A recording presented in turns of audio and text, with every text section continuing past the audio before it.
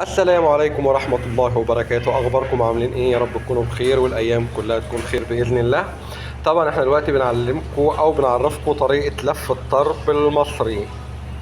هو مش معروف قد كده في عمان، بس يعني اللي عارف معنى الطرب أو اللي نزل مصر وعارف الطرب بيعشقه بصراحة.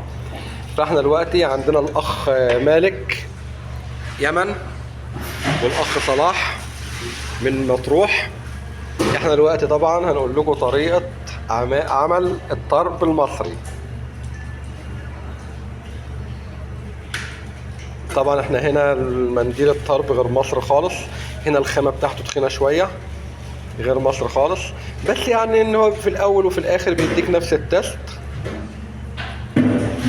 طبعا بنعلم الاخ اليمن اللي معانا ده لانه هو سبحان الله فاشل يعني شوية، بس يعني هيجي منه هيجي منه. بتهزر ولا بتصور ليه؟ شوف الزبون